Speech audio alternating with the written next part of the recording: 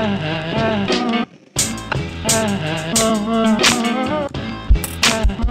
afternoon, everyone. Is the mics working? We're going to do a sound check here. Are they working? Yeah. Great, that's fantastic. So I'm Patrick Vernon. I'll be your chair moderator for this session. Just to remind you, just in case you're at the right venue, we're looking at speculative fiction, sci-fi and Afrofuturism, and we've got some fantastic writers here on the panel who will give their insight and their perspectives on this whole issue. So the whole idea of this particular panel is it's about the permission to dream, about looking at the future. And I think the whole stuff around looking ahead in terms of science fiction, speculative fiction, where it's in book form, film form. You heard the whole controversy of what's happening in Hollywood, and they've got the Oscars later on this evening. And what's interesting, when I watched, and did anyone watch the latest Star Wars movie? Yeah. Did you think it was quite diverse? Yeah.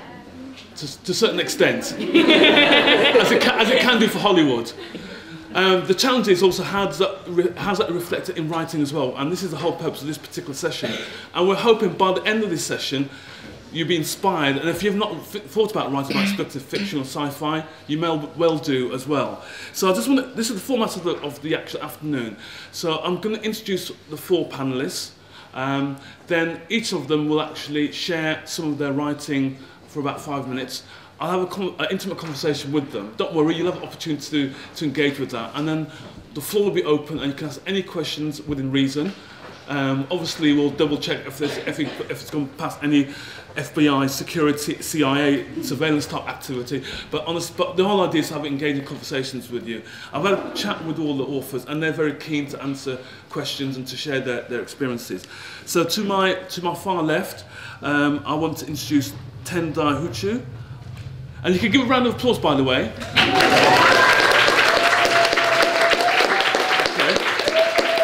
Okay. Zen Cho. And sitting next to me on my immediate right is Tosin Koka. And finally, Durrani. And I think it's important to acknowledge and to applaud, because this is part of the process of Bearlit. It's about celebrating writers of colour, and we don't have the opportunity as writers of colour to have the acknowledgement and the respect. So please, for these writers and for yourselves, just make the most of this opportunity. Yeah. So I'm going to first ask Tendai. Tendai.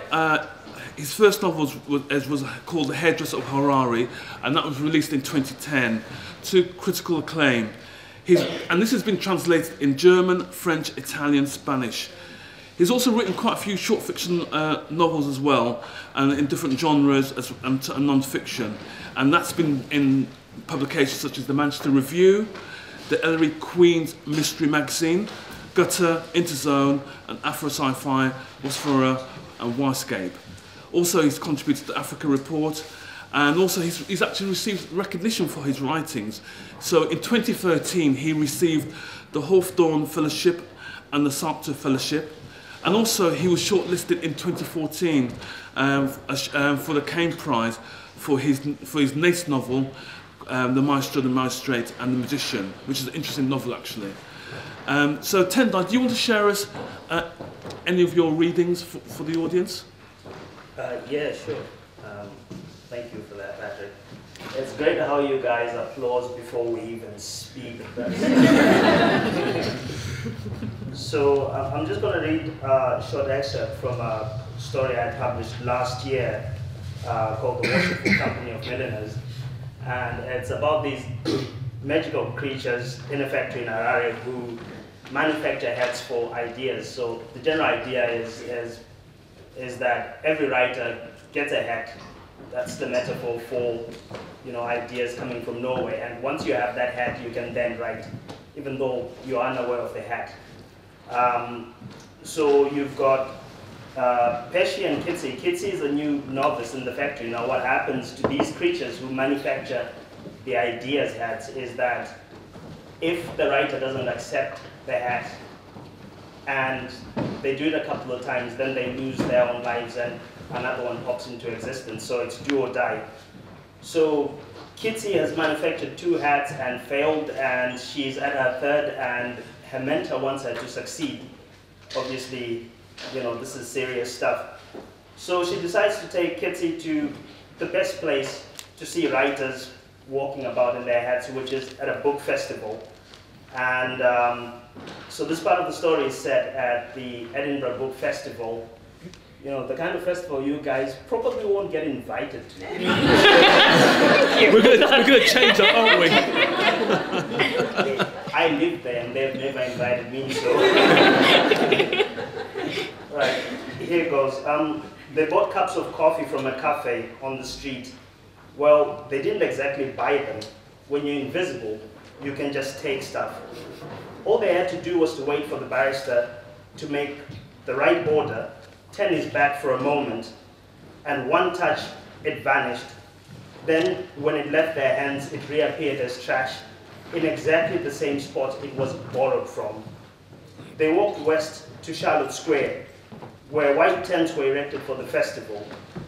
Kitty noticed a lot of people milling about in fine hats, some of which she immediately realized had been made by the Worshipful Company of Milliners in their little factory in Harare. It was easy to differentiate their hats from the normal human hats. For a start, their clients seldom wore clothes to match their hat, for they were unaware they had it in the first place, and there was a certain aura which marked their handiwork. If only you'd been here last year, I would have taken you to Abeokuta in Nigeria for the Ake festival. My, you would have seen what hats they wore, said Pesci, excited in the warm summer air. Their galas put Boss Lady to shame. How long have you been doing this? Kitty asked. She was melancholic. Since 1969. My first writer was David Miley from Kenya. I still make his hats, Pesci replied wistfully. The iron railings outside the square were peppered with posters advertising shows. Crowds went through gates past the reception with shelves of free guides and rows of ticket stalls to the left. They walked into the gardens on an open grassy square where many chairs had been placed. People sat in the sun, drank alcohol and read books. Kitty and Pesci sat themselves on some deck chairs. If anyone tries to sit on you, poke them up the arse with your finger, Pesci said. She reached into her apron pocket and took out a runner, for the itch had come upon her. Do you ever wish you were free, like them? Kitty asked, looking at the humans wandering around. What made you think they are free? Their lives are not tied to some grimy factory like ours. You have to learn. They have their own petty issues and struggles, just like we do. Every day is a battle for them, as it is for us. The writers, especially, are slaves to their craft. No one is absolutely free. We are all what we are, and how we make the best of it is what defines who we are. They were close to the bookshop, but couldn't see within it because there was a long queue of people winding round, waiting to see the author of a very popular fantasy series.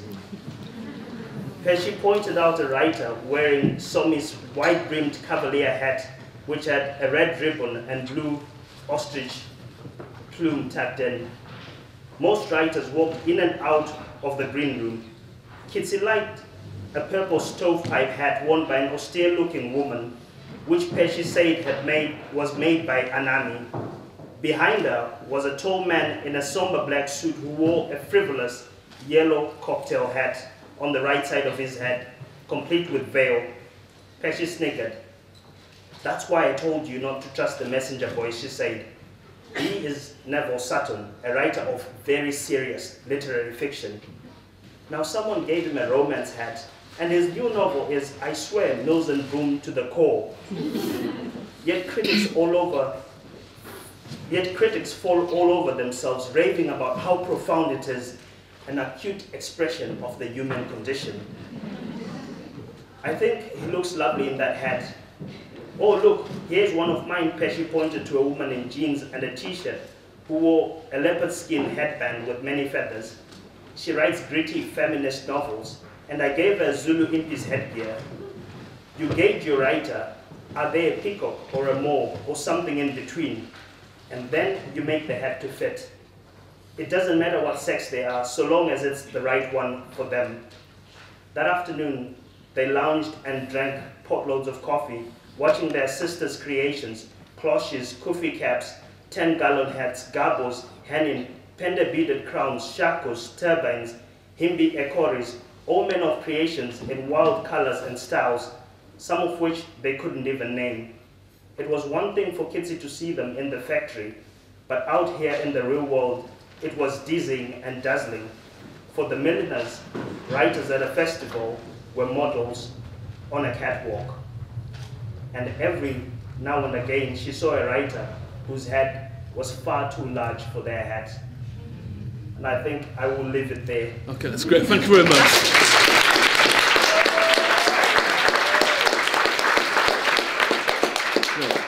So the next author is Zen Cho. She was born and raised in Malaysia. She is the author of the Crawford Award-winning short story collection Spirits Abroad and the editor of the anthology Cyberfunk. As Malaysian, published both in Malaysia by Buka Fixer. She's been nominated for the Campbell Award for Best New Writer and the Pushcart Prize, and honoured listed for the Carl Brandon Society Awards for her short fiction. Her debut novel, Sorcerer to the Crown, you're going to show that? Brilliant. Is the first historical fantasy trilogy published by Ace Road Books US and Pan Macmillan UK. She lives in London with her partner, and I've been told that she actually practices law on the side, but she will go into that a bit more detail. Over to you, Ted. I'm not going to go into that more detail. So I'm gonna read a bit of Sorcerer to the Crown, and I loved what you read out, Tendai, and I was so struck by it that, in part because I don't have a notebook with me, I wrote a line from it in my book and it's when you said when you're invisible you can just take stuff. And I think of this novel as that, basically. So I grew up in Malaysia reading British fiction, and specifically there was this series of Penguin popular classics. I always remember them. They're 580, which is about less than £1 at today's exchange rate, and less than £1 at that day's exchange rate per book. And they basically covered the 19th century, this kind of canonical work. So Dickens, Bronte, Austen, and so on. And as a kid, I didn't get out very much, and I had a lot of free time. So to have Jane Eyre for 580 was pretty good, because that kept you going for quite a long time. But what it meant was that, and I think that's what gave me my lasting fondness for speculative fiction, because what I was doing as a small child living in, like 20th century Malaysia was reading about, these strange people who spoke this bizarre language, in this completely alien land, and where they used technology like horse-drawn carriages. And that's kind of really gave me this lasting flavor, taste for immersion in a foreign world. But obviously, as you keep kind of reading, you realize actually it seems like only white people have adventures and romances and really just ever do anything. So Sorcerer's to the Crown, I feel a bit weird about it sometimes, because it's set in 19th century London, and it's written in my best kind of facsimile of an early 19th century style of English, the kind of English that the books I read growing up were written in. And these books where some people like me and people like you guys, a lot of you guys, were invisible, even though we existed at the time, even in the UK. But I kind of think of it as, when you're invisible, you can just take stuff. So I just took it. I took it, and that was kind of mine, I guess, because I wrote a book about it. So Sorcerer to the Crown is about England's first black sorcerer royal, and he lives in early 19th century London, and he has a lot of problems. And his name is Zacharias Wyde. The book is mostly about him as an adult, but I'm going to read a bit from the prologue, where he's a 6-year-old child. He's just been brought by his guardian, Sir Stephen Wyde, who's the sorcerer royal, so the head magician. And Sir Stephen has brought him before the Royal Society of Unnatural Philosophers. And basically he's there to prove that black people can do magic. As a small child, because he's a little child prodigy. So I'm just going to read a little bit. Zacharias entered the great hall under the penetrating gaze of what seemed to be 1,000 gentlemen, most of them old and none friendly. Sir Stephen was the only person he knew, for one could not count Sir Stephen's familiar Leofric, who slept curled in reptilian coils at the back of the room, smoke rising from his snout. The thickest-skinned child might have been cowed by such an assembly, and Zacharias was sensitive. but Sir Stephen put a reassuring hand on his back, and Zacharias remembered the morning so long ago now. Home, safety, warmth, and Lady Wythe's face bending over him. Never be afraid, Zacharias, but do your best. That will be quite enough, for you have been taught by the finest sorcerer in the realm. If the attention of so many gentlemen should make you nervous, simply pretend to yourself that there are so many heads of cabbages. That always assists me on such occasions. Zacharias was pretending as hard as he could as he propelled to the front of the room, but the cabbages didn't seem to help. To be sure, Lady Wythe had never been called upon to prove the magical capacities of her race before the finest thaumaturgical minds in England. It was a grave responsibility, and one anyone would find daunting, thought Zacharias, even if he were a great boy of 6. What do you wish to bring alive, Zacharias, said Sir Stephen. He gestured at a small wooden box on the table. In the course of his travels, Mr. Midsummer acquired this box, carved with birds and fruit and outlandish animals. You may take your pick. Zacharias had rehearsed the enchantment he was to perform many times under Sir Stephen's tutelage. The night before, he'd fallen asleep reciting the formula to himself. Yet now, as he was surrounded by a crowd of strange faces, oppressed by the consciousness of being the focus of their attention, memory deserted him. I have forgotten the spell, he whispered. What is that? Said Sir Stephen. He'd been speaking in clear, ringing tones before, addressing the audience, but now he lowered his voice and leaned closer. No helping the boy, if you please, cried a voice. That will prove nothing of what you promised. The audience had been growing restless with Zacharias' stupefaction, and other voices followed the first, hectoring, displeased. Is the child an idiot? A Paul parrot would offer more amusement. Can you conceive anything more absurd? Said a thaumaturge to his friend in a carrying whisper. He might as well seek to persuade us that a pig can fly, or a woman do magic. The friend observed that so could pigs fly, if one could be troubled to make them. Oh, certainly, replied the first, and one could teach a woman to do magic, I suppose, but what earthly good would a flying pig or a magical female be to anyone?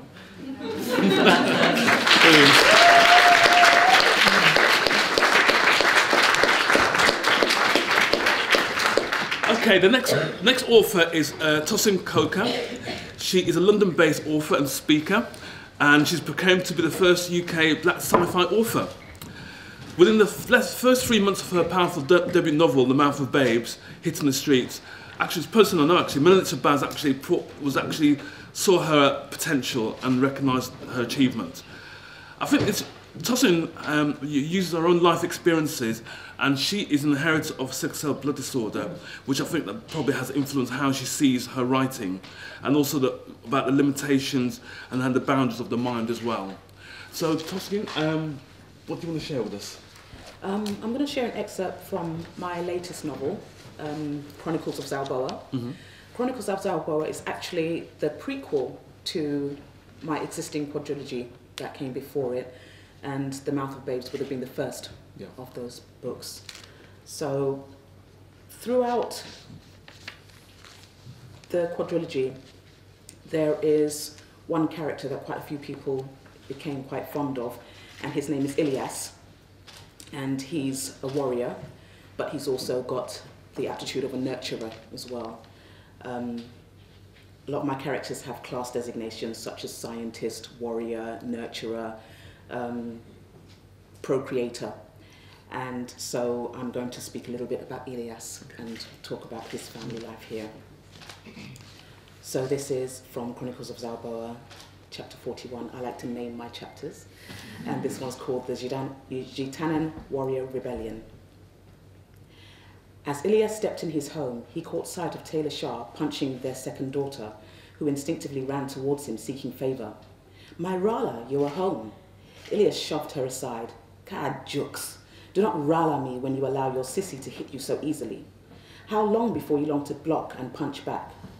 For Jidanan's sake, we've been over it many times, Cyrus Tame. Cyrus looked down. Rala, I have no desire to follow the warrior path, she said quietly. Taylor Shah threw up her hands. You see what I'm working with? This is what happens when you insist on having organic offspring. Our genes were scrutinized for compatibility and defect. None were found. There is nothing wrong with her, aside from the stubbornness she inherited from you. From both of us, Taylor Shah corrected. Cyrus, despite your genetic analysis stating to be void of error, I'm inclined to wonder if you are either auditory impaired or a simpleton. We have explained time and time again, you must learn to fight in order to be beaten only by the best of suitors that require your attention for mateship. As for your life path, we are liberated enough to allow you to choose your own. None is asking you to become a warrior. Mateship. Ta! Unless I intend to mate with one of my male siblings, there are no other Gitanans in existence to request my attention. Or maybe you wish for me to one day procreate with Rala? Taylor Shah grabbed her daughter's hair and jerked her head back. Do you hear the words from her mouth? So defeatist like a Fasaporan. Yet you insist her genes to be error-free. Did you pay the analyst to a lie about our compatibility? Before Ilias could spit back a venomous response, his mate let out a squeal. What is that on your neck? Nothing. Sarah squirmed under her sissy's grip, enough to turn around and elbow her in her stomach and stamp on her foot. As Taylor Shah released her hair, she elbowed her sissy again, this time as an uppercut to the chin. Then she shoved her to the ground and was just about to stamp on her neck, but was dragged off her feet and suspended in the air by the strong arm of her Rala. Her watching siblings clapped emphatically. Much of the reason that Gitanans were regarded as a hostile race was due to their aggressive natures that was based on survival of the fittest. Being a male energy planet, his indigenous species were predominantly male also. Females were typically taller and stronger than the males as a balanced trade-off for their lesser numbers. Their mating rituals were such that to earn the attention of a female and be granted the honor of her womb, through which a man's lineage and thus eternal life could be secured, a male had to prove that he could keep any offspring she may give him protected from aggressors external to the family unit. Thus, proof of worth was shown by fighting and even killing. Males revered their female counterparts and would readily go on a murderous spree to earn their attention and, more importantly, continuance of his legacy. Over time, the competition for female attention had become ego-based, and proof of worth was no longer limited to being shown against other Gitan males, but also over other extraplanetary species that became the unwitting prizes for their women. It was for this reason that Ilias had been off-world at the time of his planet's destruction. He had been away claiming the head of a neighbouring planet's monarch. The Pensula were not aggressors, but they were far from being a meek race. For such a travesty, war could have surely ensued. But Zalboa had exacted her deployment of annihilation before one could be declared. Adolescent Gitanan females had to be able to subdue their male counterparts in defense of her womb, while in turn, males had to be able to fight for the right to gain access to one. As such, adult females were charged with teaching the art of war by way of introducing young Gitanans to battle by play fighting with their offspring almost as soon as they could walk. Before then, fathers, or Ralas as was the Anzing term, would prepare their young by playfully tussling with them. However, most could never bring themselves to deliberately strike their children. It was seen as cowardice to fight one whose offspring or were the equivalent. Thus, their mothers, or sissies as was the common disciplinarian of their culture. See? Nothing wrong with her genes. She can fight just fine. Thanks, Gitan. I was beginning to think we were raising a whore. Saras continued to squirm, her legs kicking in the air as her Rala turned his attention from Taylor Shah to her neck. This looks like a burn. Who did this to you? Let me go! I said it was nothing. Saras kicked and punched at her Rala as hard as she could. Saras, don't force me to break tradition and beat respect into you. You tell me how you got that burn, or I will request your sissy to discipline you harshly. After that uppercut you slipped in, I'm sure she would gladly teach you some choice moves by force. Saras stopped kicking and allowed her body to slump.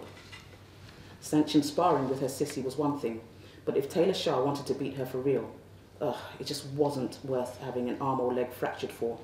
Besides, she was still healing from the last punishment that was served on her ribs. Ilias put her down and stared hard into his daughter's eyes, then shifted his gaze back to her neck. He turned towards his other offspring. Vacate the room. Do not enter unless requested to. Ta, but Rala, we want to see Saras fight again. She's actually very skilled, no?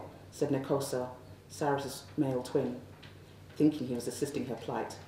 He had never understood why his sister insisted on downplaying her fighting skills. His smile quickly vanished as Ilias glared at him and blinked twice, slowly. You heard, Rala. Vacate, he yelled protectively over his siblings.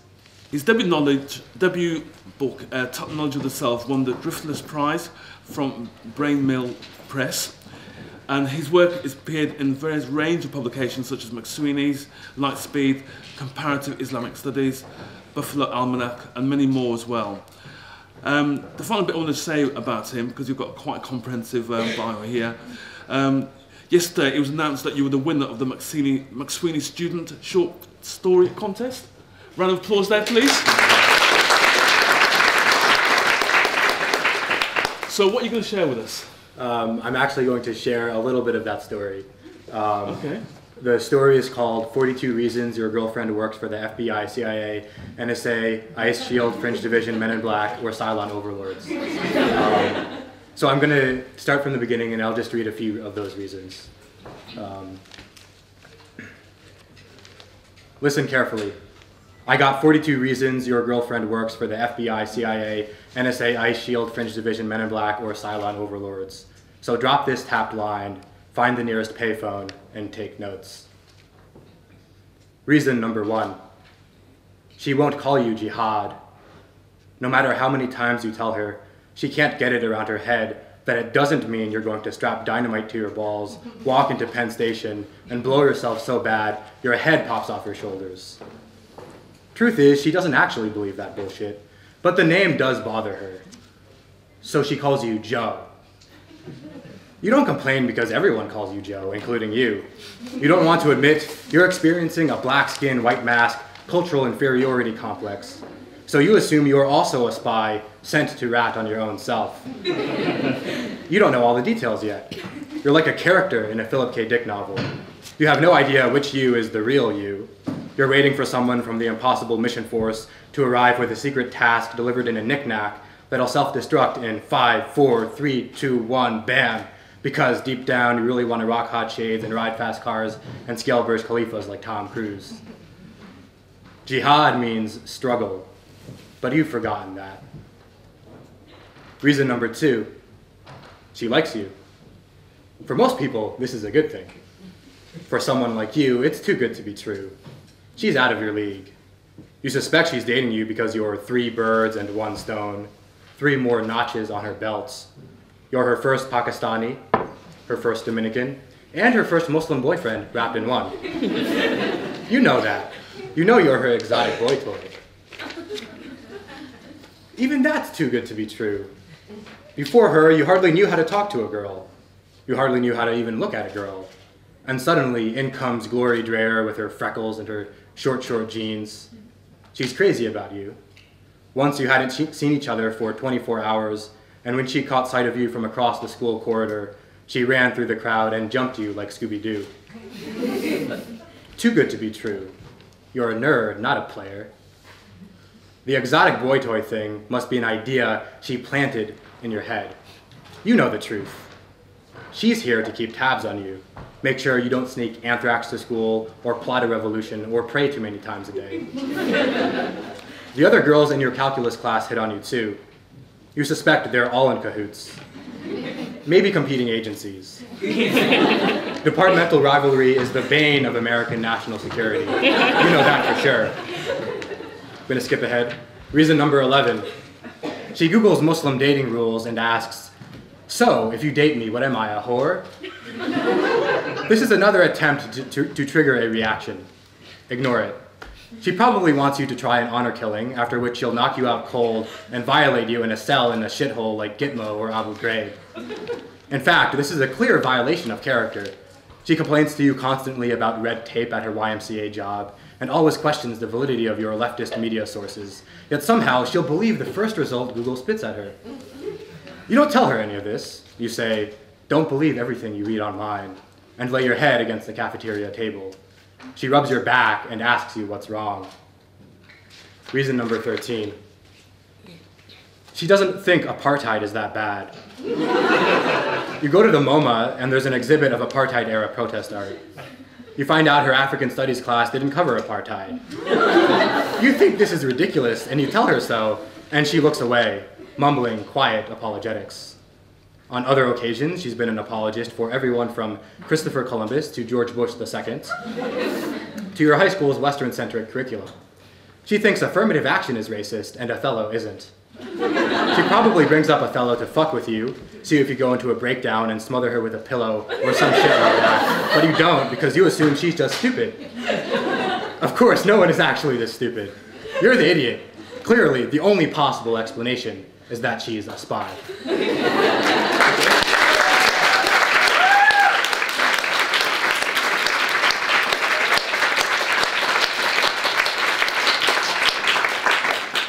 So if you're not convinced about sci-fi written for writers of colour, I'm sure you are now. This is really great, fantastic. So I've got some questions for each and one of you. And some of you have touched on this already, but it'd be great to tease this out a bit more for the audience. So I'll start off first with you, Tendai. Tell me why you were attracted to the genre of writing. What spurred you? It's kind of one of those things that you do, and it's only in places like this that you try to rationalize why it is you do it. You know, it's probably the same reason dogs pee on lampposts. But, you know, when I think about it, the world we live in is pretty complicated, complex, loads of moving parts, things going on. So I tend to see writing like you're creating these simulations, what the world is or what the world could be or what the world was. And in a way, even if you think about the most complicated piece of fiction, it is still by far, you know, it is a simplification of what the world is. And I like to think that's what I do. I'm a weatherman. I simulate stuff, and when it works, and often it doesn't. Does that make any sense at all? Can I ask you, I mean, you're from a Zimbabwean background. Does that have influence how you see your writing in terms of Africa and now living in the UK and especially being based in Edinburgh? Well, that's sort of the thing. One of the things I'm aware of, particularly, I mean, if you think about Zimbabwe,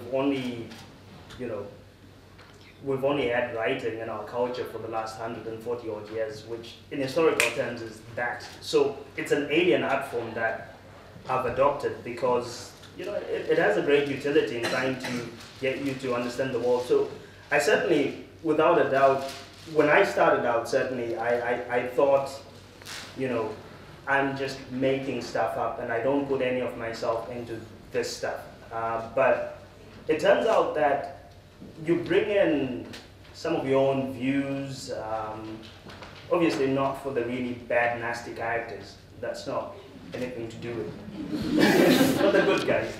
But you bring in your world's views, your cultural heritage. I mean, and certainly in sci-fi, you can start playing with some of the mythology that's been handed down to you from other generations. And I suppose that's the great thing about fantasy and sci-fi, because if you think about the stories that last, you know, stories that last hundreds of years or thousands of years, usually, you know, the ones that I can think of come from this particular fantastic genre, as opposed to realist fiction, which I also enjoy.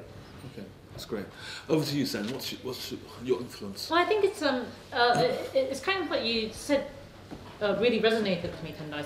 So fiction and writing and books are one of the main ways that I understand the world and process the world. And when I was growing up and I was reading, you know, the kind of white British North American literature that is very widely available as widely available in Malaysia as here, you know, to the exclusion of local writing. It meant that when I was processing the world through that lens, and it really meant that for a long time I kind of felt like I was lacking. It was like a whole sense that I was lacking. You know, there was a whole like machinery or a whole tool that I didn't have, a really vital tool for understanding the world around me. And Malaysia is one of those countries, like many other countries, that wouldn't exist in the way that it does now without imperialism. You know, I am Malaysian Chinese, and Malaysian and Chinese people came to Malaysia to work in the tin mines and to work in the rubber plantations to produce, you know, rubber and tin for the machinery of empire. And so, you know, in a very real way, I wouldn't exist if not for colonialism. And colonialism itself was what kind of, I suppose, deprived me and people like me and people living in Malaysia from the tools that traditionally we would have had in our cultures for understanding the world, the art forms, the language, the literature. Although I suppose those tools were always kind of preserved, reserved for the elite or a certain part of the culture, at least something like writing was. So it always blows my mind because I'm a writer in my other kind of day job life. I'm a lawyer. Both of those jobs obviously are very writing and reading and verbal based and verbal. Both my grandmothers could not read. They were illiterate, and that's not because their families could not afford to send them to school. At least one of my grandmothers had brothers who were doctors who went to the UK to study, but the girls weren't educated. So it's just wild to me that it's like 2 generations on, I'm in such a different place. It's quite a rambling answer. No, that's great. Thoughts that came out. Okay. So Tosin, what about you? And do you see yourself as a writer that works in the genre, not just around sci-fi, but Afrofuturism? Is that part of your DNA and thinking as well? I guess so. I mean, like Tendai and Zen, reading was a way for me to interpret my world. But I think through reading so many Western novelists, it kind of brought upon me an identity crisis to a certain degree, because I was raised by Nigerian parents, and we had our ways, but then when I read what I read in the books, and like for example, people didn't get punishments, for not washing the plates on a daily basis, or it just didn't make any sense to me. So it's like one of those things when your Western counterpart in school tells you, well, just go and tell your mom to shut up, and you're going to find out the hard way that you don't do that. That's another conference, by the way. So by now, me writing was really the way in which I discovered myself, I believe, and it's actually quite late on in life that I really truly discovered it. I used to write a lot as a child, and I enjoyed that. But then when I did it as a child in school, teachers used to actually get frustrated with me and tell me that my stories were too long. It was too much work to mark. So I stopped until many, many years later. My mother always told me I should write because she saw that I had a talent for it. But she also told me what to write. She told me that I should write about having sickle cell, and that was the last thing I wanted to write about. So it was until many, many years later that I decided to pick up the pen and start writing again. And I didn't think I was going to write sci-fi. I didn't know what genre I was going to write. I love sci-fi, but so much so that I didn't want to taint it with my lowly interpretations of what it should be. So when I did finally start writing and discovering that it was going to be sci-fi, it kind of blew my mind, and it gave me a whole different perception of self, a whole different depth of self, and a lot of being African came into it, a lot of being black came into it, and definitely a lot of being female came into it.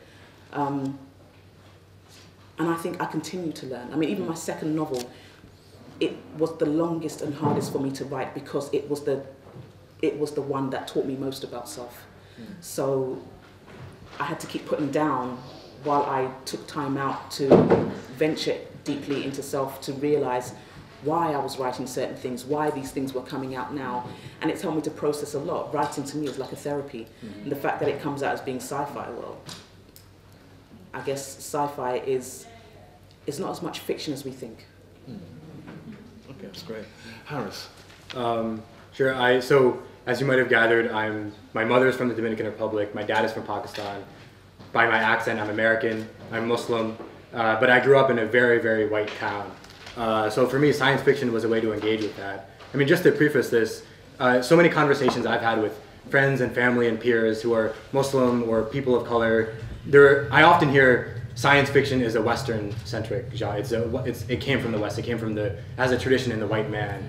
And to me, this seems very ahistorical. So yes, our stories are, at least written down, are only a few hundred years old. But stories themselves, orally, are as old as time itself.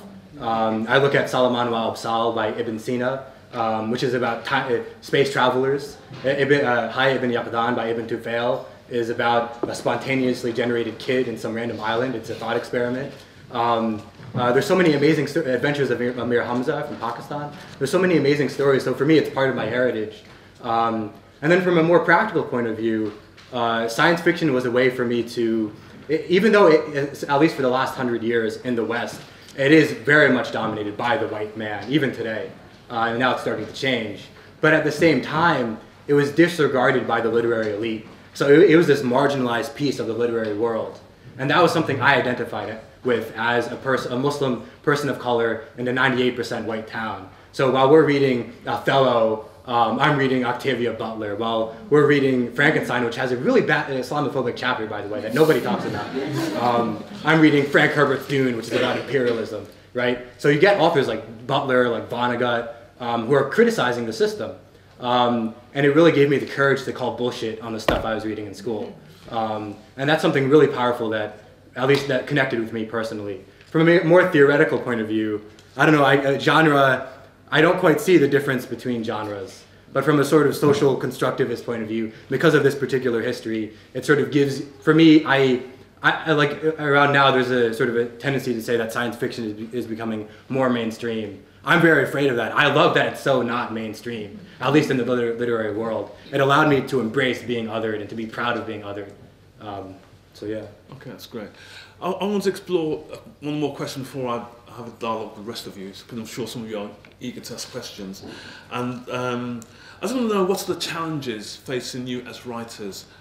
Whether you fell into the genre or not, what's the challenge? Is it a challenge about the genre itself and what you've described, that it's still a white man's world, the way it's constructed, the way only people are seen as proper, inverted commas, sci-fi writers, speculative fiction writers, or is it about the publishing industry itself? So I just wanted to find out your perspective on that.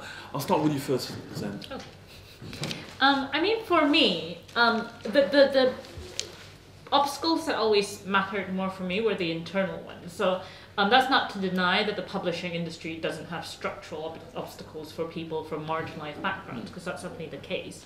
But the kind of long, hard battle for me was to find my own voice, having grown up on a diet of mostly kind of Western fiction, and then thinking I kind of want to write something like that, but for including people that are like the people I grew up with, that are like the people I know. And Sorcerer to the Crown less so, because Sorcerer to the Crown is a very direct response to the books I read growing up. But certainly my short fiction, so Spirits Abroad, which is my short story collection, is published by a Malaysian press, which is why it's not that easy to get here, but it is available in ebook form. But all the short stories are about Malaysian characters, are set in Malaysia. And one thing that was a real breakthrough for me was being able to write in Malaysian English, in the English that we speak at home, which is is not quite a patois, not quite a dialect. It's just like a different version with it's a different accent, but it's also different. Like you use Malay, you use Chinese. It's a bit of a mix.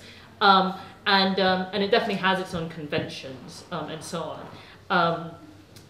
And this is a little bit of a digression, but when I knew I had made it was when I saw that somebody had written fanfic for one of my short stories, and they used fangirl Manglish, which just to explain this concept. So when anime and manga became very popular in the West, you had Westerners writing about Japanese characters, and then they would use like little snippets of Japanese that they just pick up from anime, but they didn't understand Japanese. So it'd be like whole English sentence des, which doesn't really make sense. But so there was a short story that was based on my story, and I was like, oh, the Manglish just really doesn't work in this. It's completely incorrect Manglish, which is kind of a great feeling, because Manglish is not even really a language. It's like, it's just like something that people talk to each other on a daily basis. So that was a main obstacle for me, like finding that voice and being able to write naturally and unselfconsciously. I suppose, the common struggle for a writer is just, finding the time to do it and the confidence to do it, etc. It's the bits that the reader sees of your work is probably just a small fraction of the work that the graft, the grind that you put into it. It's only a small sliver that actually gets out there. but you alluded something to sort of like the structure of the publishing industry, etc. And, you know, it does happen.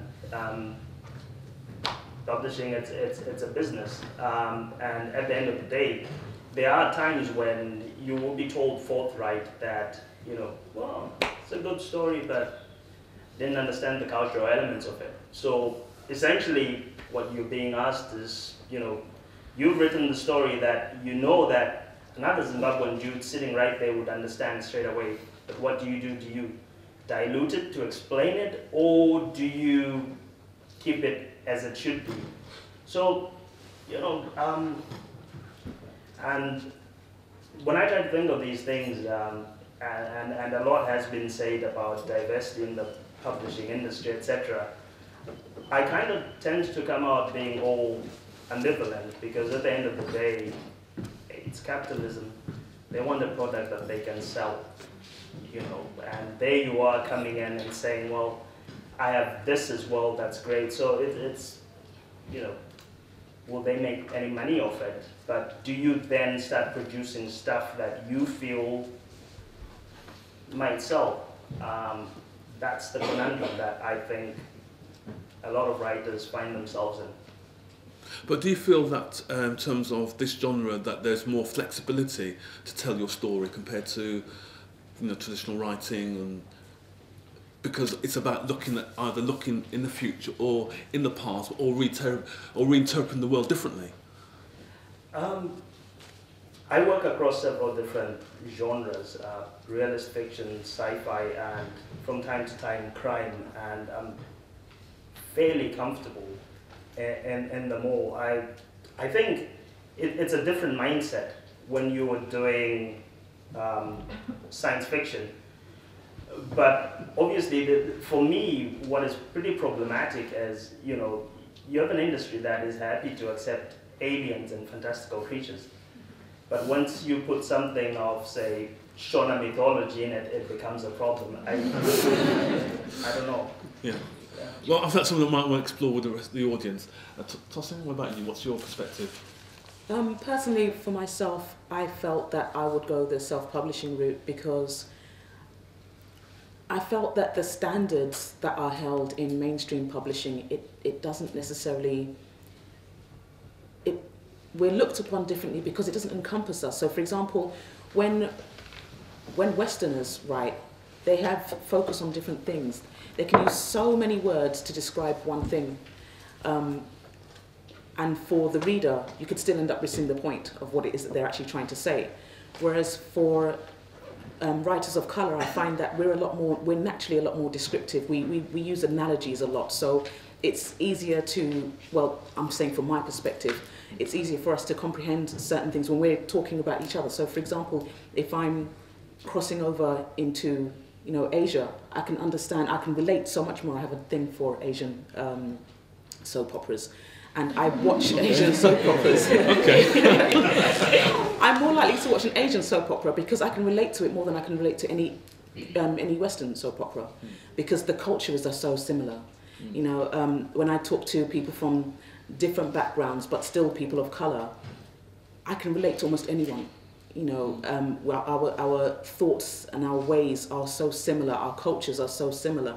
But when it comes to Western society, we only see kind of more black and white, you know, literally. And when it comes to our writing, the way we're perceived is maybe not in the same manner. So I think there's different standards for what is considered to be good literature from bad literature.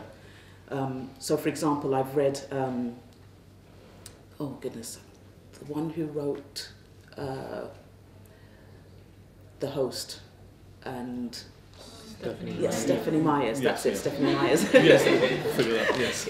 Yeah, when I read The Host, I thought it was an excellent book, but there was so much fillers in it. It felt like there was so much fillers, and I thought, why is she going into all of that? You know, I get it. I'm not stupid, I get it, you know. Yeah. And 2 or 3 pages later, and we're still describing the same thing. And I'm thinking, where is it necessary to go through all of this? But I feel that when people of colour write, we write from a different perspective. And I think it comes across in our language. It even comes across in our insults. When we insult you, we will compare you to something. Yeah. Whereas when you insult in Western language, we would use obscenities, you know. We don't really have swear words for the most part in many of our cultures. So I think that's where an issue with the publishing comes along as well, because we're not looked upon as who we are. We're judged by Western standards. Yeah. It doesn't lead to variety. So going back to the point I was raising with Tendai, so even though sci-fi is a new kid on the block when it comes to literature and writing, there's still that marginalisation. Definitely. Yeah. Definitely. Well, Harris, yeah. Sure. Yeah, I definitely. It's a double marginalization because you're writing science fiction, which itself is marginalized, and then you're a person of color, so it's double whammy. But I actually wanted to go on a teeny bit of a rant, if you don't mind, about the last panel where they talked about liberation and responses from audience. And I found there were, first of all, I don't think the word liberation was ever really defined. And I'm not quite sure what that means, particularly given its colonial history. Just read Talal Asad. If you don't know who Talal Asad is, you really should read him. For example, a few years ago, I was asked to sit in on a talk with some writers who were writing a TV show, they had worked with Spielberg and other like famous people in the industry before, and they wanted to talk with Muslims about their show. And their show was about, part of the show involved a character who, they're from a traditional Muslim family, and you have the hijabi, who's sort of very fundu, and then you have the brother who's pretends like he's religious, but he really has some like Russian mobster girlfriend. And they're asking us these questions about how do we deal with sexuality and drinking and issues like that in the Muslim community. And I'm saying, yes, this is of course a problem, but this isn't the only problem that we can talk about. But for some reason, these people, even though we're Muslims standing there telling them what our experiences are, they were just there for us to say, yes, this is a problem that happens sometimes, so we can tell this story. So beforehand, when we were talking about Nadim Aslam and Salman Rushdie, and this notion that, oh, we can't just be obsessed with telling the good story, I think that really obscures the politics of the whole situation, and we can't separate the process of producing a work of art from the political context of it. I mean, if you look at Salman Rushdie, so his book, Satanic Verses, let's talk about that. What's really wrong with that book isn't the Satanic Verses part. I'm actually kind of okay with it. It was kind of interesting. What's really problematic about that book, again, going to Talal Asad's work, where he's talking about the public space in Europe, is that Rushdie's themes are about liberalization. It's about the constricted nature of the traditional historical society and the movement away from that. And so his book itself is an ode to that idea, and I think that's so much what the industry expects of us, particularly of Muslims, that they expect us to write these stories about sexuality, about drinking, about transgression, and those aren't the only stories being told, and to say that somehow people like Nadim Aslam or Salman Rushdie, it's okay because they're just telling a piece of their art. I think I hate it when I hear authors say, oh, I don't care about the politics of my art. That seems grossly naive and very selfish, that all you care about is your own work and it's not an engagement with the audience, because by definition, that's what art is. My book, for example, has sex, it has drugs, it has a time-traveling demon, it has alternate theologies, and I think in many ways, going to the previous person's point at the last panel, it's creative, but I don't think it's liberal. And I think we have to be willing to push the publishing industry's idea that we have to liberalize our values and throw away our traditions and our histories. And I just want to read the beginning epigraph from my book, which is from Talal Asad's... No, you're not, because you're cheating. Oh, no, it's from Talal Asad's work really? on Salman Rushdie. Okay, I'll know you, okay. It's from his book, Genealogies of Religion, which I highly recommend. In such a morality, this morality of liberalism, there is no reason to suppose there can ever be an end to the cycle of destruction, self-forgiveness, and the creation of new identities. When there is no obligation to the past, every destruction is only a new beginning, and new beginnings are all we can ever have. For me, that seems like a very dangerous, particularly Western-centric idea. Okay. Well, thanks for that bit. What we're going to do now is we're going to open the floor. So just put your hand up and just We don't want any speeches or statements or prologues or anything at all. Just a straightforward question or point of clarification. So just put your hand up, please. We've got right at the back. And just say your name. Just, it's an intimate crowd. Just say your name. Don't be, Hi, I'm Viola. I just wanted to say, what kind of spurred all of you to investigate sci-fi and fantasy? Because personally, I investigate sci-fi and fantasy as a genre, not only for the world building, but also because it's so wide that it almost felt like I didn't exist in that world, and I wanted to make myself exist, even in this fictional world. So, like, do you have these sort of feelings as well, or is it just like I'm making a mark on my genre that is like you're claiming it for yourself as well?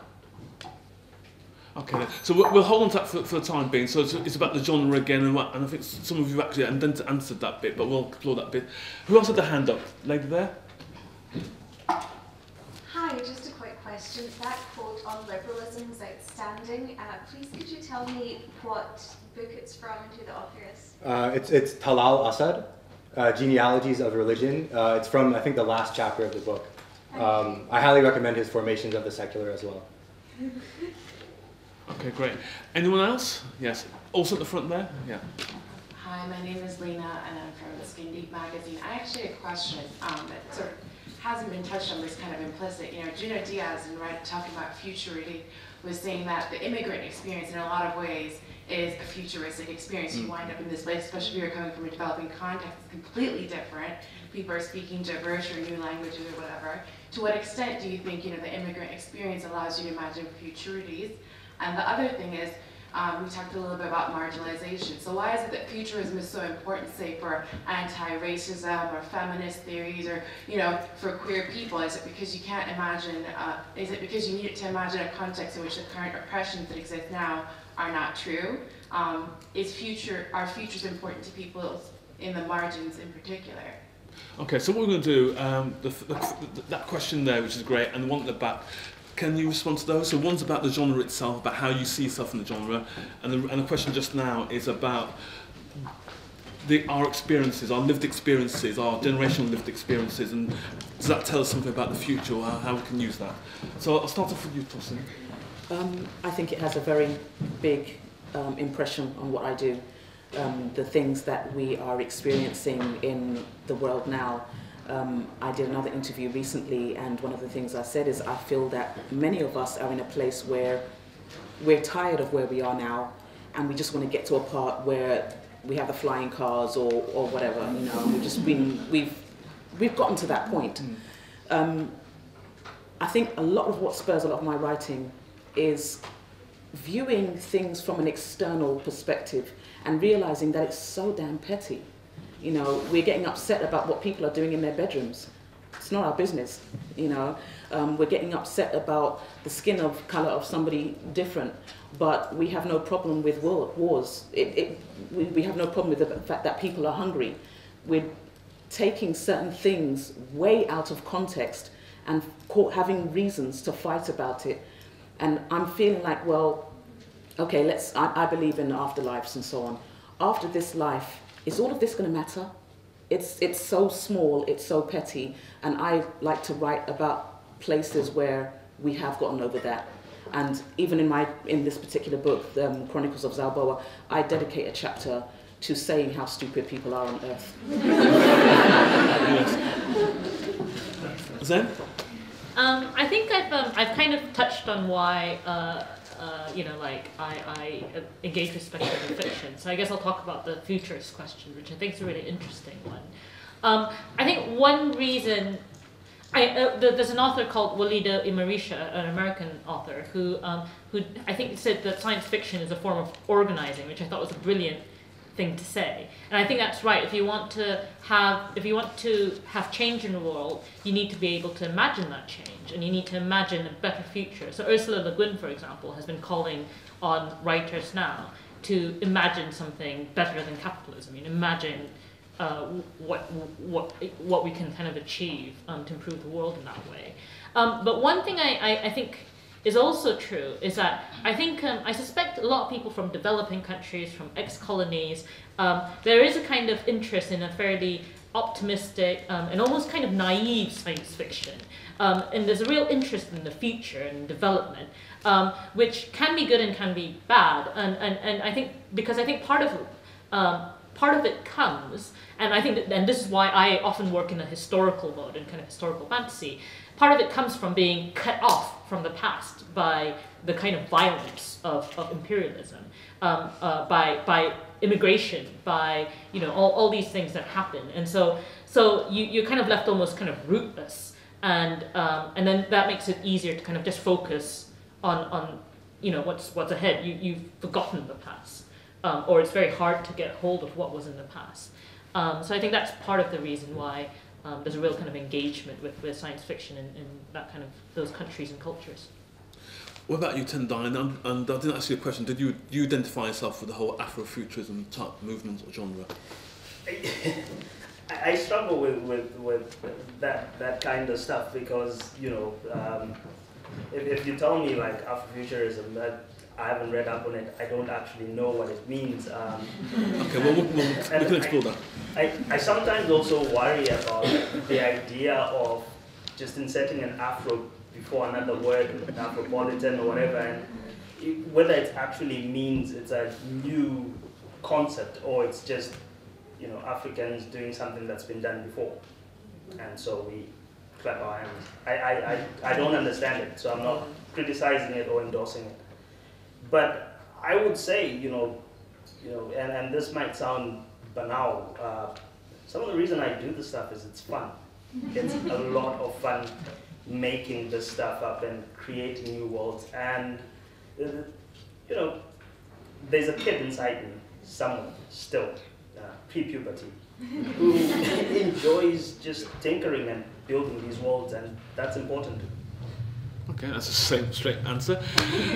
Any more questions for anyone? What about this side? Yes, we've got. Hi. I'll just wait for the mic to come.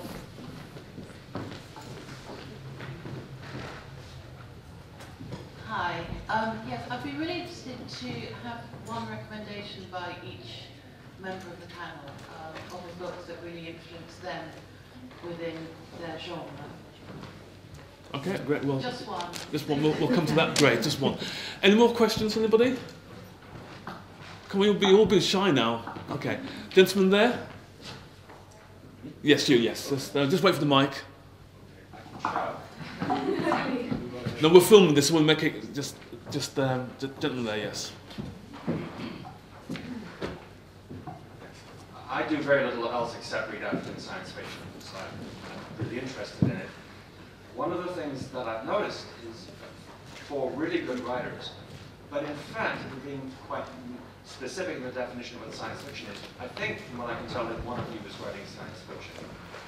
We're writing historical fantasy, we're writing philosophical fiction, we're writing Big Sweeney style dislocation, all sorts of fun stuff going on. Do you think one of the aspects that's coming out of all this diversity is that the genre of that narrowly defined thing, science fiction, is in fact not what people are writing or want to write?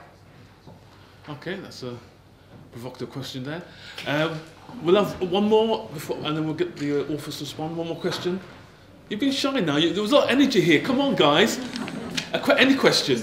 Oh, yes. What I want to ask is, do you feel responsibility, because there's so few people writing that aren't white, do you feel responsibility to be the Dominican Muslim, the African science fiction writer, the Malaysian writer, the Zimbabwe? Do you feel that you have to be it? Okay, great. So we've got 3 great questions. So first one's about what book has inspired you. Let's start with you first. Ted Chiang's collection of short stories, Stories of Your Life and Others, is excellent and underread, I think.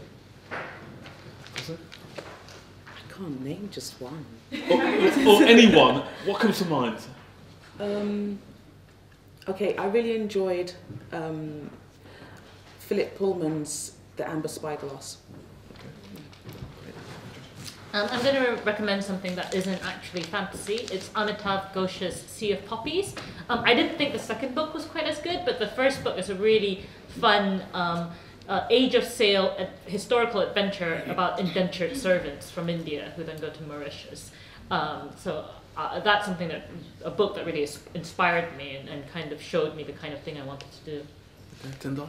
I'll call out as well because I'm sort of trying to think back into my teens, and the school that I went to was a former Rhodesian school, and there was these old pulpy books that we used to read, but at the time I didn't care who the authors were because I just read them. Okay, great.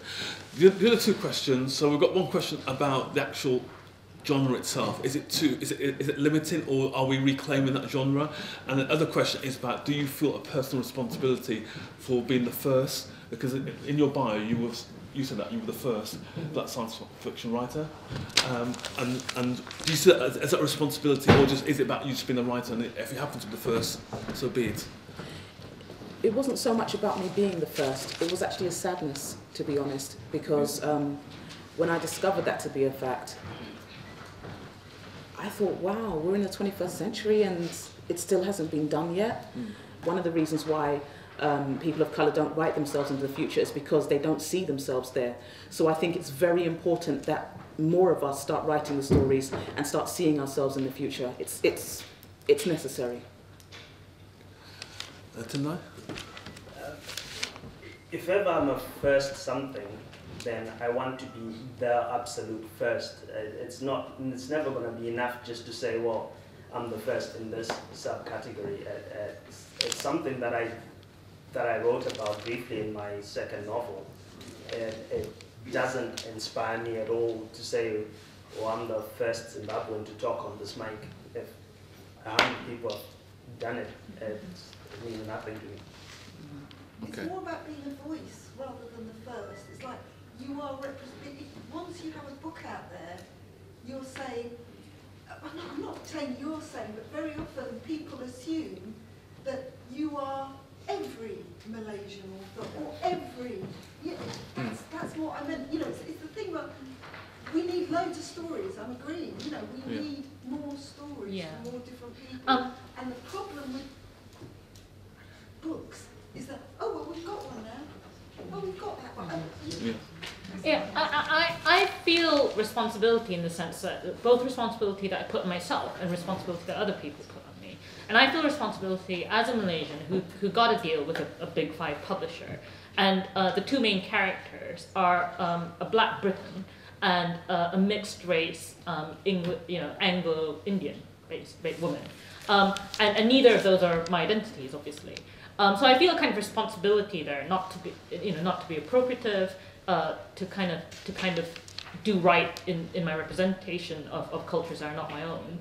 I also feel a responsibility in that there aren't that many Malaysians that have been published. We always say internationally. We mean US, UK.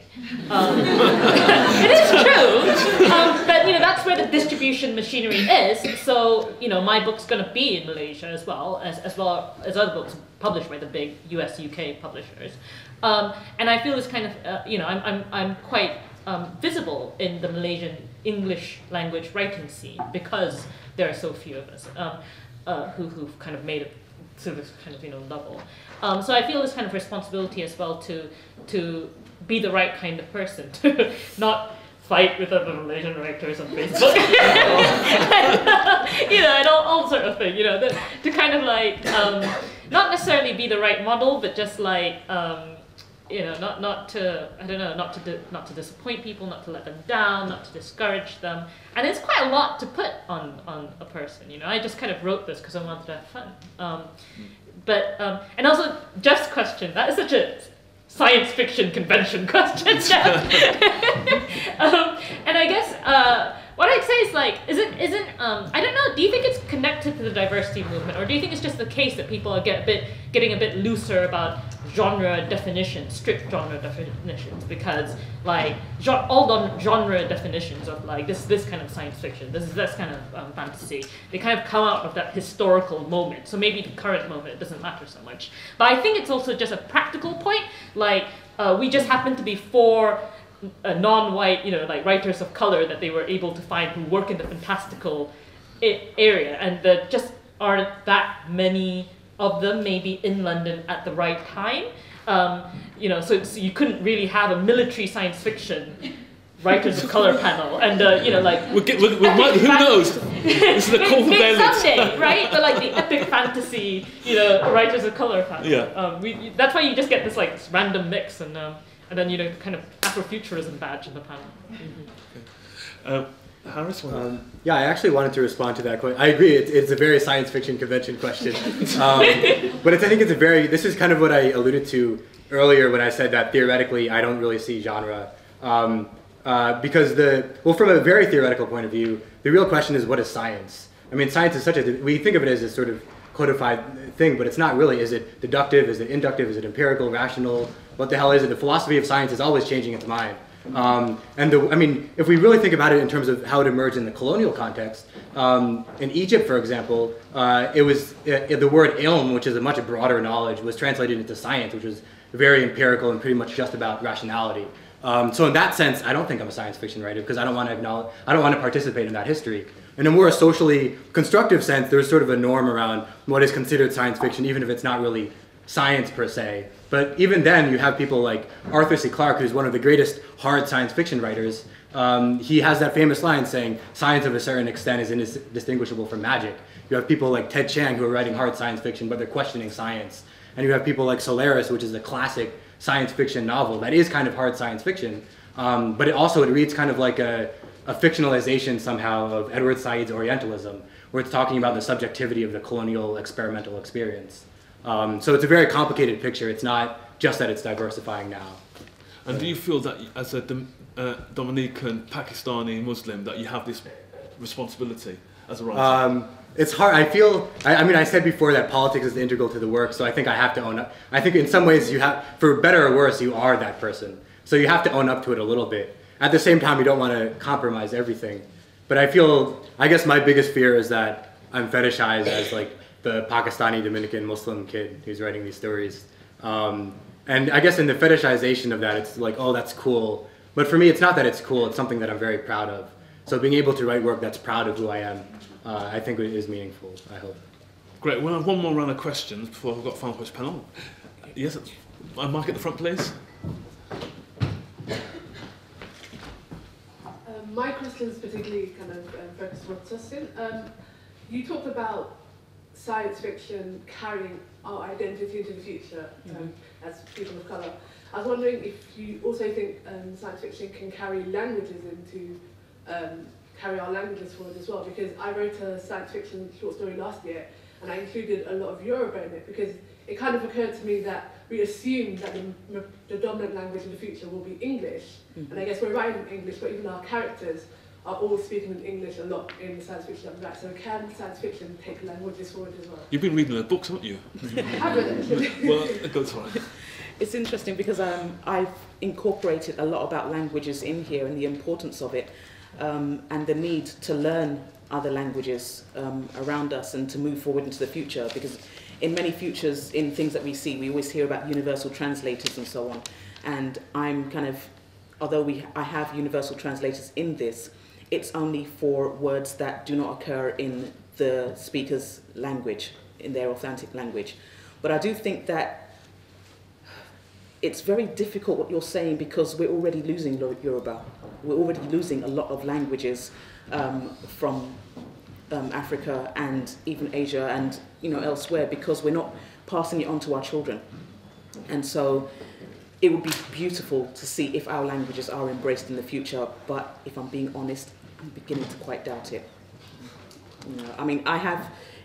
Although I write science fiction, it's actually why I branched off to write a few children's stories in dual language, in Yoruba and English, and Tree and English, because I saw us losing it, and I'm trying to reclaim Yoruba myself as well, because we are losing it. There seems to be a romanticization of the English language for many of us from back home.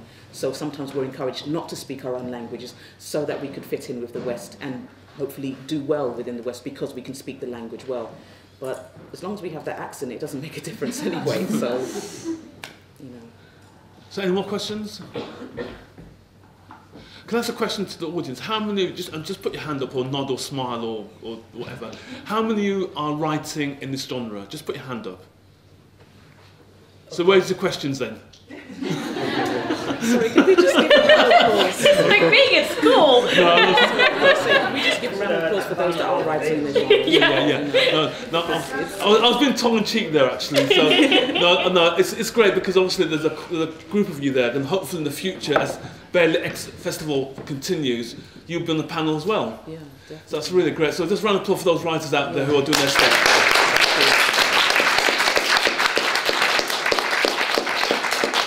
And Chris, we've got a question, yes. When you write bad characters, do you feel responsible to make them not people of colour? Sorry, hold on one second. Do you feel responsible to write people of colour as good characters? Who's that directed towards all of us? I think that's yeah, that's okay. So that's one. Any more questions from anybody? No? Okay, we'll start with you, Tendai. Bad guys, yeah. I don't think so because a lot of the characters I work with tend to have a bit of a mean streak about them. You try to capture the human experience, and I know certainly, and you know, old Hollywood films, etc. You know, you'd have the black guy who's a pimp or whatever, drug dealer, etc. But when you're writing, you're trying to capture, you know, a human being as a human being should be, and there are bad people out there. The important thing, regardless of the race, is to make sure that they are rounded characters, so they're not some two-dimensional cardboard cutout. Zen? Yeah, I think it's more of a problem if you know, if you write a book and there's only one person of color, or only one queer person, or only one woman who's a primary character, and they're the bad one. I think if you tend to write books where there are a few different examples of that identity, and there's some more good people, like gooder people, there's some, you know, like more wicked people, then you have a bit more of a balance. And it really is, you know, you're trying to just portray human beings as kind of faithfully as possible, and to deny people of color in your books that range of, you know, like being mean and petty and horrible. That would be a different kind of stereotyping anyway. I think for myself, I'm of the perception that as good as I can be is as bad as I can become. So I will write my characters to reflect that. Different stimulants can bring about different characteristics. Also, I like to believe that there is no good and bad. It's just about perception. Because if this is something, this is the way you are raised, and that's just who you are, that's all you know, then it's not good or bad, it's just you. So I tend to go to extremes and explore different extremes within my characters. Sometimes you might have an act of kindness from someone who has been seen as being disagreeable this whole time, and nobody can understand it for whatever reason. But it's just because there is no good and bad, it just is. Harris? I think I agree with everything you guys said. I don't know how much more I can add. Okay, that's great. Well, this session is going to come to an end, so I've got one final question for all the panelists here. Just tell us about your latest book or project that you're involved with, any information that you might want to share with the audience. So I'll start with you first, Harris. Sure. So you guys can buy my book over there, Technologies of the South, if you want to learn more about Talal Asad and his implications for everything in life. It's about, so it's about my experiences as a Dominican, Pakistani Muslim, all of these things. It's really about my uncle from the Dominican Republic when he came to the U.S., New York in the 1960s. So part of it takes place in 1967, and it's about how he's haunted by this time-traveling demon conquistador named Santiago. And can you tell us briefly, you were involved in this initiative called the Muslim Protagonist? Oh, yes. You want to share that? Thank you for letting me pitch that. So I co-founded a symposium, very much like this one actually, in New York at Columbia University, called the Muslim Protagonist. And it's there to support Muslim and other writers of color to share their stories and for readers to see what's out there. We've been doing it since 2012. I'm not running it anymore, but if you just Google Muslim Protagonist Columbia, you'll find it. If you're ever in the US, I highly recommend it. And even just go to the website if you want to see good authors to read and to look at. My current novel, which was released in November of 2015, is Chronicles of Zalbar, which I read from earlier today. Like I mentioned before, it's the prequel to 4 other novels. So this one goes all the way back into how the main protagonist actually came to be a warrior goddess, basically starting from her birth. I'm also hoping to write another book. I would like to write another sci-fi novel, but with a protagonist who has sickle cell, because I'd like to push that out there and get that a little bit more widely known. I'm still, out of obligation, going to write a few more books, more children's books to do with Yoruba and English, but everything is about sci-fi. I have to get back to sci-fi. Okay, that's good, that's good. Zen?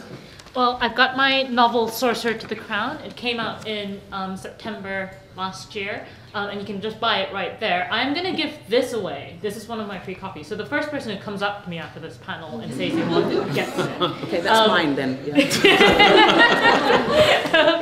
But if you don't get this one, there are lots of beautiful copies out there. The paperback is out in July this year, but if you get the hardcover, you can obviously get me to sign it now. I've also got a short story collection called Spirits Abroad. That's more Malaysian. That's available in ebook. You can look it up online and just buy them at the usual ebook outlets. And I'm also going to advertise the African Fantasy Reading Group, which Jeff runs. If you Google African Fantasy Reading Group, there's a Facebook group, and they meet monthly to read African fantasy, African science fiction, African comics, everything in that sort of genre space in London, right? Yeah, that's the Facebook thing too. Okay, that's great. Tendai? Yeah, Jeff, I was just going to give you my slot so you can just briefly tell anyone who's interested in joining the African Fantasy Reading Group where it is, what's going on. It's just on Facebook. Look up African Fantasy Reading Group.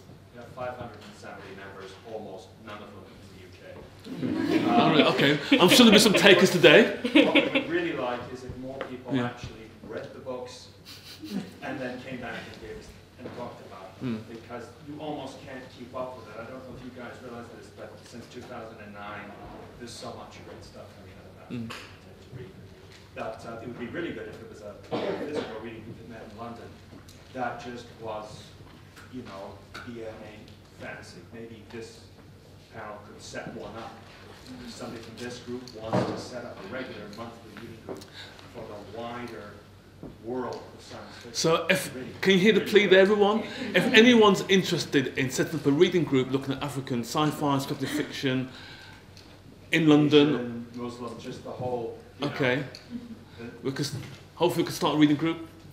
I'm happy to join. Tendai, what about your latest book and stuff that you're doing? You want to share? My second novel came out last year, The Maestro, the Magistrate, and the Mathematician, and now I'm working on another novel as part of my PhD program, but I don't want to jinx it by going into yeah. But you're not the novel that you have. That's set in Edinburgh, and it's about 3 Zimbabweans, 2 black, 1 white.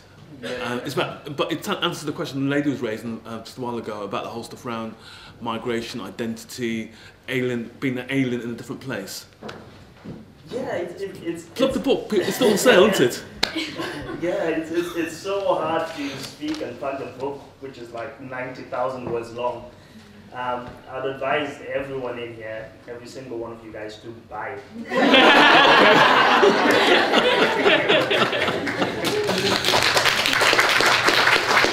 Great. So we've just finished on time, which I'm sure that the festival organiser will be happy with that. So I'd like to thank everyone for being here. Can you please give a big, big round of applause for all your guests?